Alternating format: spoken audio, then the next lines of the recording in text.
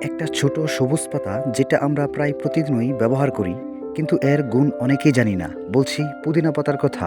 হ্যাঁ, আজকে চলুন পুদিনা পাতার কথা জেনে আসি। তার আগে এমন তথ্য পেতে ফলো বা সাবস্ক্রাইব করে পাশে থাকুন। দৈনন্দিন জীবনে পুদিনা আমাদের খুব কাছের। ভাতের সাথে চাটনি, সালাদে কুচি করে, শরবতে কয়েকটা পাতা, এভাবেই আমরা প্রতিদিন পুদিনা ব্যবহার করি।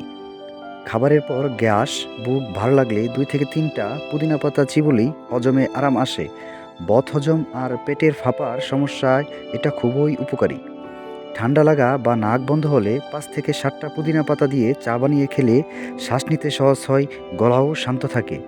মুখের দুর্গন্ধ দূর করতেও পুদিনা দারুণ কাজ করে। সকালে পুদিনা পাতা চিবোলে মুখ থাকে ফ্রেশ। মাথা ভার বা মন ক্লান্ত লাগলে পুদিনার সতেজ ঘ্রাণই এনে দেয় প্রশান্তি। তবে মনে রাখবেন, সব কিছুই পরিমিত। অতিরিক্ত পুদিনা খেলে পেটে অস্বস্তিও হতে পারে। তাই সব কিছুতেই একজন বিশেষজ্ঞের পরামর্শ গ্রহণ করবেন। এমন সহজ ভেষজ উপকার পেতে ভিডিওটি লাইক করে শেয়ার করে দিন।